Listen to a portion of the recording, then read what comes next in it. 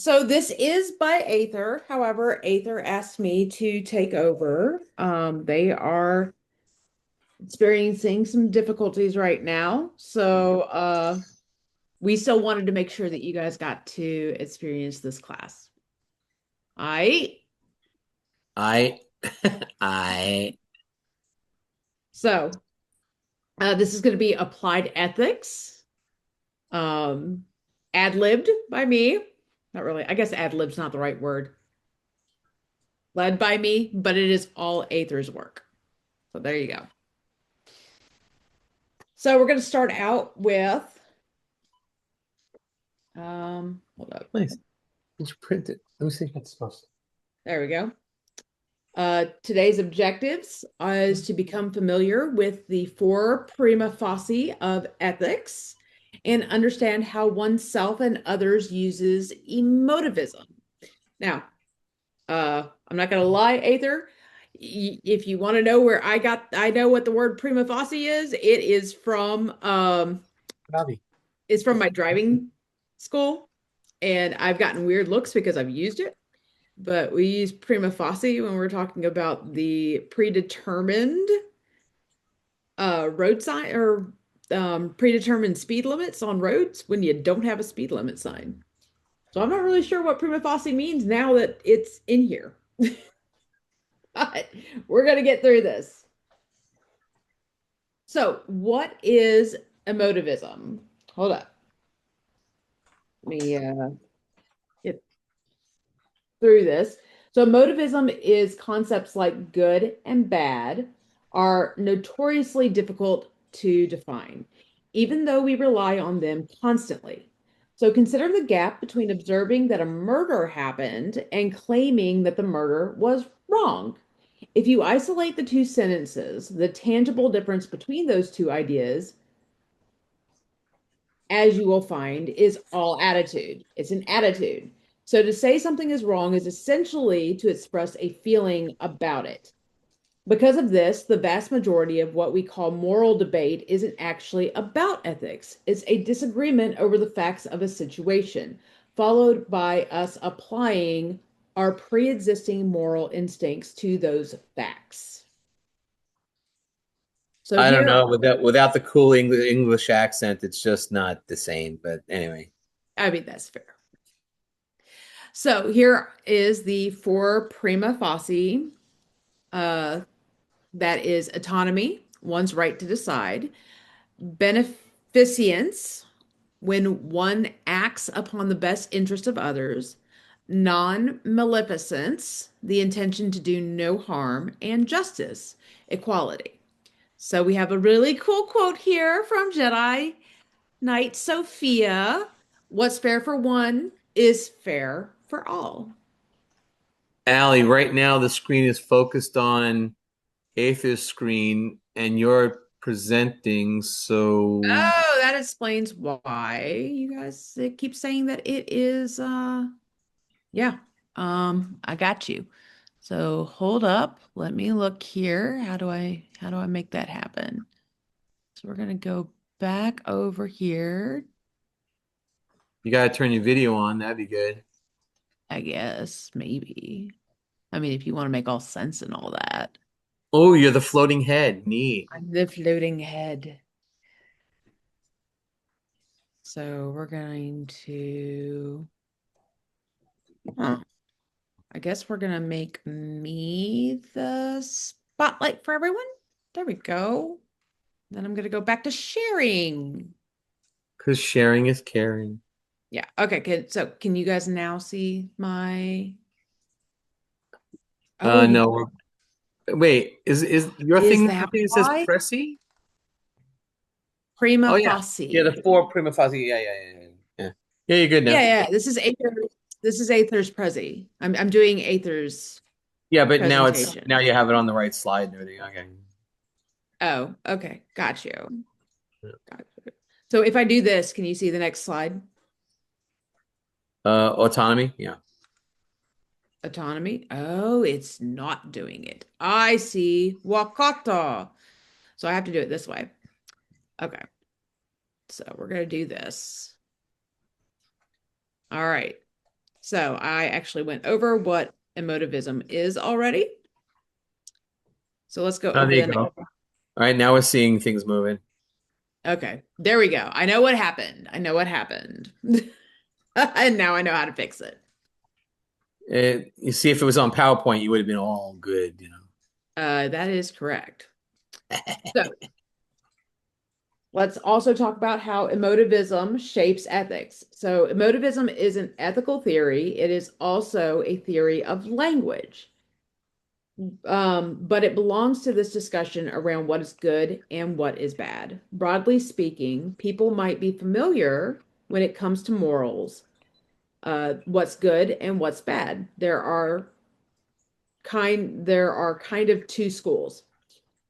You have the objectivist who think that there are things which are good and bad, whether you like it or not. And then there are subjectivist who say it's kind of just your opinion, your preference.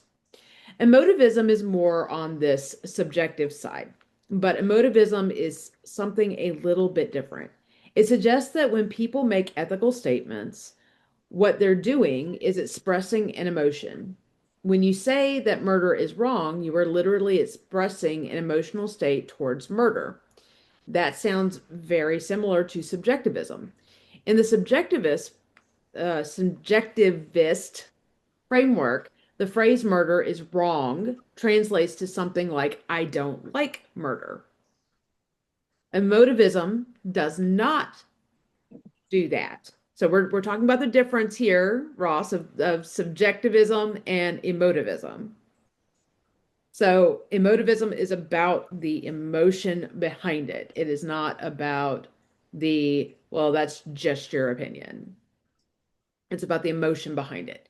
It's not the reporting of an emotional state or uh, an attitude. It's literally the expression of that attitude. So there are some kinds of expressions and statements that have what's called truth value. Truth value means that it can be true or it can be false. So a statement like the sky is red has a truth value. It's just that the truth value is false.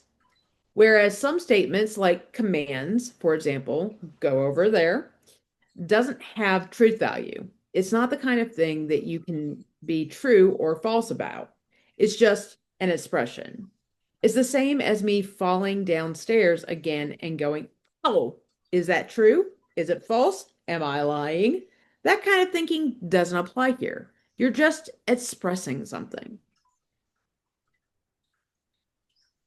So phrases similar to ow are expressions of emotions. They're not the kind of things that are true and false that we can test like scientifically or might be analytically true. It's not in the realm of truth value at all. It's literally just an emotional expression.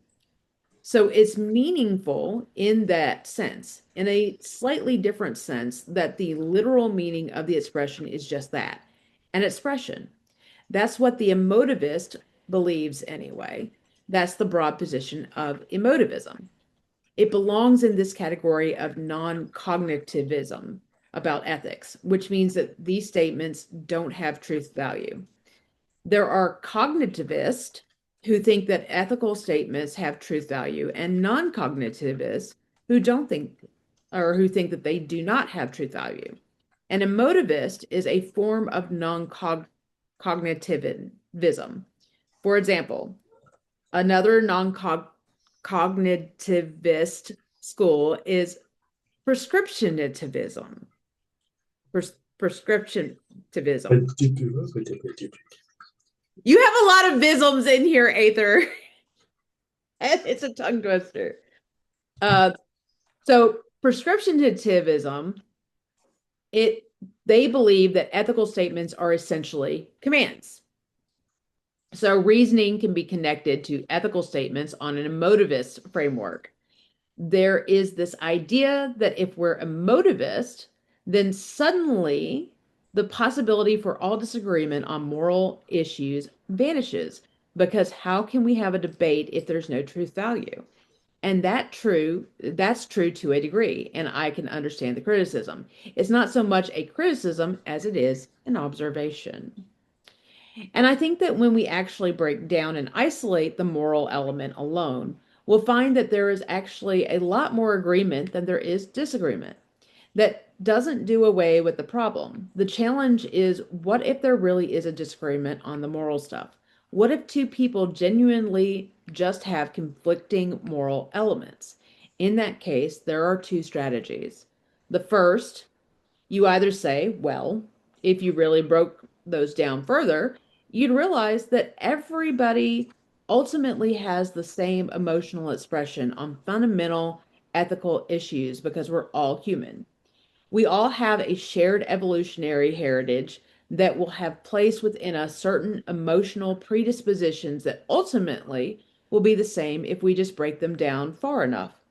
The other strategy is to say, no, nope, people do not have fundamental value conflicts, and that's just true. And that's just the way it is. Whichever of Thought these you you would find actual plausible is up to you. 4K. Who is that? Who do we have here? Beautiful. Somebody is not muted. Hi, Darcy. Is the puppy doing stuff? Is it the kitty? Darcy. Darcy's like, wait, why am I being called out? You were not Sorry. muted. Yeah, we could hear What? everything you were doing. There's what? No, my mic was off. Oh no, it No. went to sorry, no, my headphones must have unplugged, so it must have rerouted to my no, sorry. I just got my camera working and I caught Aether smiling in 4K, actual 4K. Okay, well, I'm gonna mute you and I'm gonna finish out this last Sorry, I am one. so sorry. Okay, so the other strategy is to say no. People just do have a fundamental value, or no, people do just have fundamental value conflicts, and that's just true. And that's just the way it is. Whichever of those you find plausible to you is up to you. But obviously, the former is a bit more of an optimistic idea. If you try to isolate what the actual difference is, I think you have to just be, or it has to just be an attitude. It's an expression. It's the way you feel about that particular situation. And so the only thing that can be added by saying that something is wrong is the expression of that attitude. So we have this concept of emotivism. Hold up, let me go to the next one, which is the discussion phase. So we have this concept of emotivism, and we have these ideas of prima facie. So the discussion, and I will go back to the slide that has the prima facie so that we can discuss that a little bit more. The discussion is, how can you apply the prima facie to your path and weave it into your daily life? So here are your prima facie. Again, it is an autonomy, one's right to decide; beneficence, when one acts upon the best interest of others; non-maleficence, the intention to do no harm; and justice, equality. Also, any credit, or I will give credit where credit is due, if someone can point out what this relates to as it concerns the Jedi compass. Nothing. You finished? Now, now he's the one that's not muted. All right. So pipe up, people. What you got?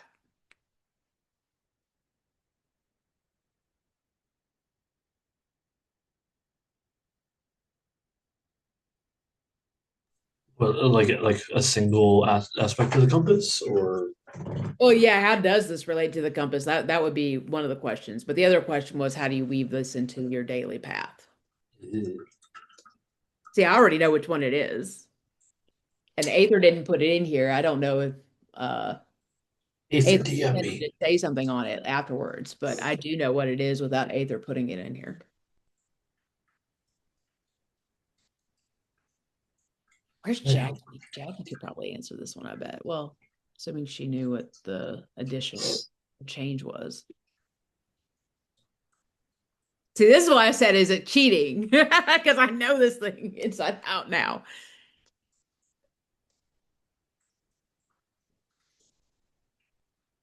Any guesses? I would say self-awareness exterior. There is that, but there's one that's in particular that we've talked about with this emotivism that really brings it home.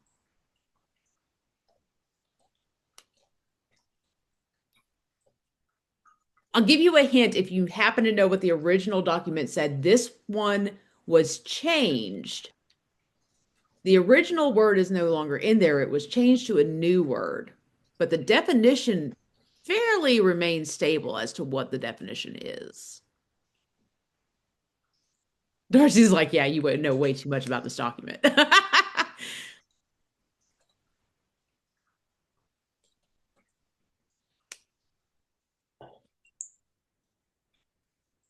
What is Oh, positive regard? yeah. I was just saying. It's like, I was like, oh, but then you, of course,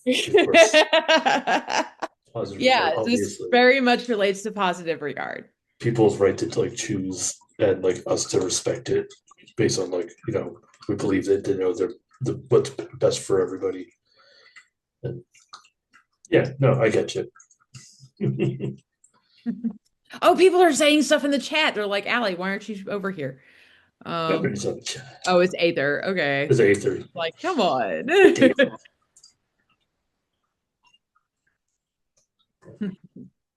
I'm not helping you, Darcy. It's okay. It's okay. I got a 4K photo of them smiling, so that's going everywhere.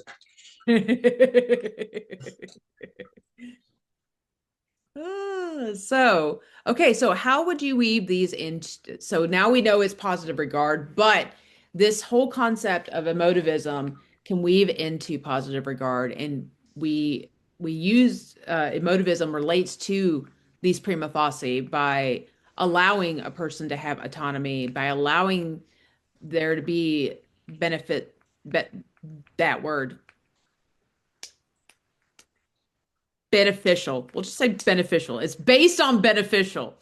And then by doing no harm, there or having no harm presented by saying, I understand where that you have this opinion, even though I disagree with it.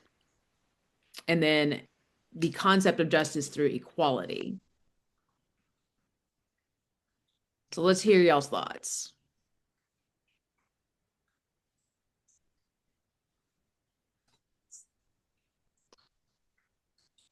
I understand prima facie is from like a law kind of thing, like a police officer kind of thing, and I just kind of thought that meant like it was implied.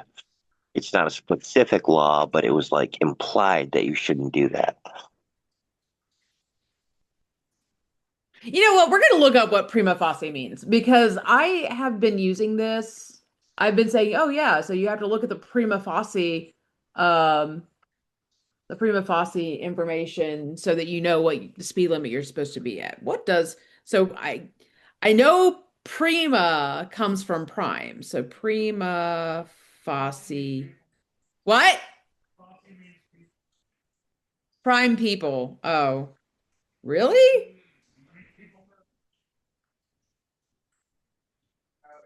Oh, okay, but this says based on first impression. Accepted as correct until proved otherwise. On first impression. At first sight, based on first impression. Okay. Oh wow, okay. So it says here Fosse means face. Means what? Face. Face. At face. Oh, like at face So value. first face. Face value. Okay. Weird how the actual definition is always a bit different, right? Yeah, I know. It's so weird. So yeah, there you go. So this is like at first face. That makes sense as to how it relates to okay. I got it now. I'm just gonna let my students think that I'm weird and sagey and whatnot. So I'm not gonna tell them what it means. They can just be questioning it and look it up themselves later when they get their phone. Fosse comitatus. Fosse conomatotus, so face. I don't know the direct translation. I just know that that's the reason why he couldn't have authority as an MP civilian. Like surrounding Oh, areas. yeah, that's fair. Because you couldn't operate because of fosse comitatus unless you were under martial law. Ah, yeah. Yeah, okay. Makes sense. So yeah, there you have it, Defender. That's what prima facie is. And yeah, no, I knew it more from the legal side too as a term. I just didn't know what it really meant until today. You can't take out your face. Whatever. Mea culpa.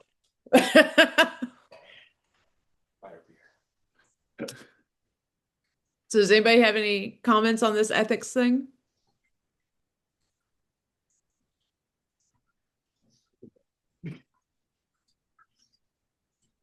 So when someone steals a horse, you gather a prima facie and go out and capture them.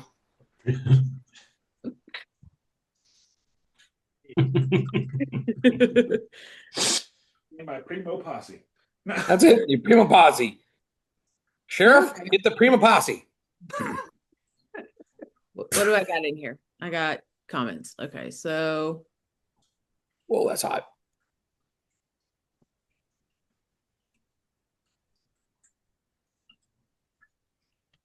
Mm. Mm. Well, that is hot when you reheat that. Oof. So Aether points out that this information is actually based on medical law and ethics. So, so it's intertwining the two. And these four here are the pillars of medical law.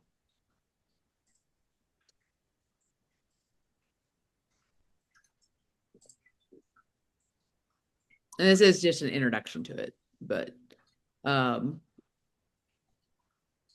as it concerns with medical law, if you think about it, autonomy in its own first right is that we have to allow people to decide whether or not they want care.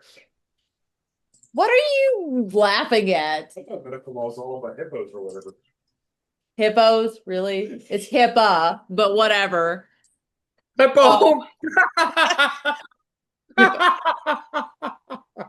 So anyway, so the autonomy, like even if you go out to someone's house, and we actually have this too, is if we go out there, if they say they don't want help, like for example, okay, so I get a phone call from a spouse who's saying my husband is beating on me.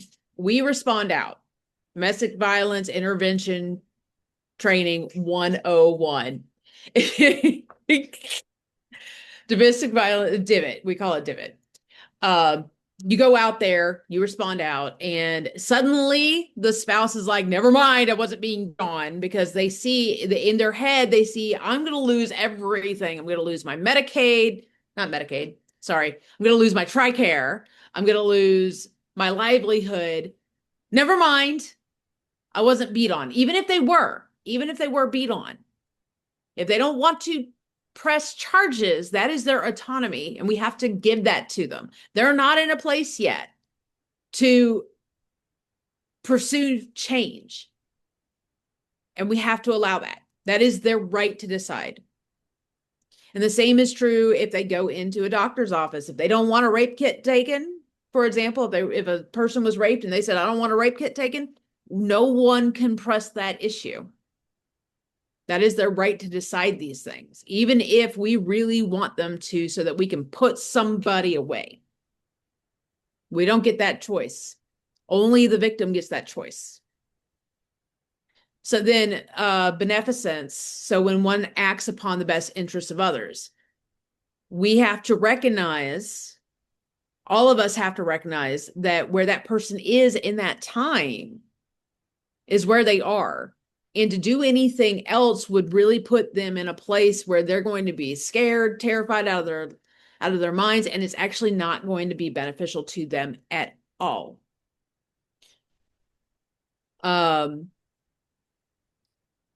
So then you have non-maleficence. So that goes back to the beneficence. See, I'm having a hard time with these words. By the time you say that stuff, the crime is over.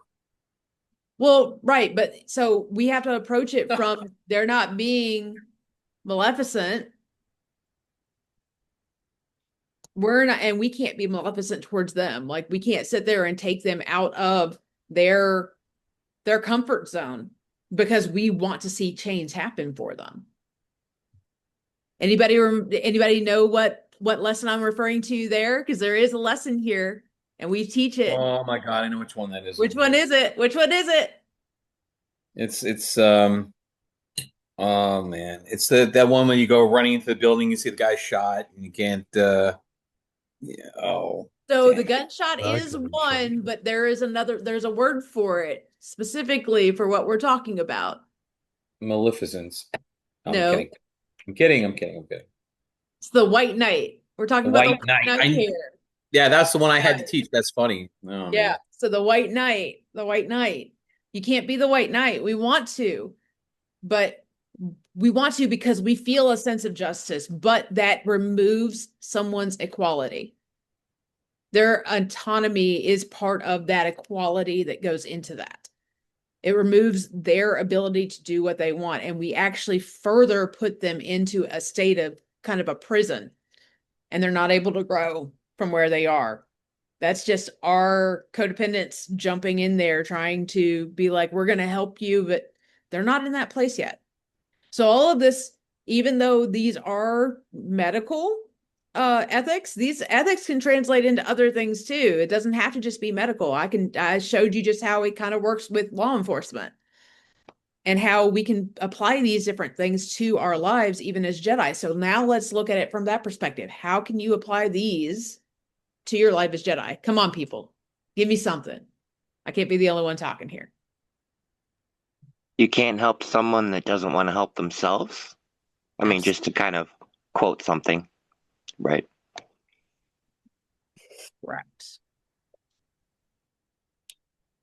Anybody got a story that kind of relates to these concepts? Wait, someone just gonna say something. Go ahead. Which sucks from a Jedi standpoint, because we want to help everyone. We want everyone to be well, but if they don't want that help, we just gotta kind of step back, even though that's in our nature to just help, right? Absolutely. I have a friend of mine that I met here in Illinois, and it was somebody I briefly dated, and at a later date we stayed friends, but at a later date she met somebody and she got married, and everything, she's happy and everything was good. We stayed, and on Facebook, you see everything that's going on. And one day she started talking about how he was missing. He went missing. And apparently it was drug related. And she was angry and she was upset, and there was all kinds of things going on. And I wanted to give advice, but at the same time, I know it was a very touchy situation because she kept expressing how she loves him and she wants him to come home, but she was so angry and fed up with the fact that he was choosing drugs and going out and drinking his brains out, which was old behavior patterns he had, then considering their relationship and her being important. And all I could do was console her and say, I'm sure everything will be okay. I'm here if you need to call me. If you're frustrated, you just want to talk about it or whatever. But I wanted to give her more advice. I wanted to tell her proactive things for her to do. But I had to kind of step back and say, I'm not really in a place to say that because I know her emotions are involved. And if I do that, could not only affect our friendship, but could come across the wrong way. So I just said, hey, I'm here for you if you need support, whatever, and left it at that. So it's kind of along those lines where I really had to make a choice of, Do I be that guy that be a typical guy thing and be like, I can help fix this? Or just say, be a good listening ear. I'm here. If you need me, reach out. And that's the choice I made as a Jedi. Yeah. Also, the desire to help doesn't mean you have the skill to help or the experience to recognize the best way to help. Many situations are made worse by somebody, good intentions and all that. Yep. We actually have a knight who points it out. There is I believe we did a video on it, on the lighthouse, where she talks about how uh, there was this guy who wanted to step in and defend her. And she was in a very abusive relationship. She was at a club. He wanted to step in and defend her, and he did. And when they got home, she got the worst beating she had ever gotten. Oh my God. She just was not in a place to get out of that circumstance yet. And this guy stepping in caused even more jealousy than before. That's hard. That is really hard. What a shame. All right. Well, we will call it on this topic then.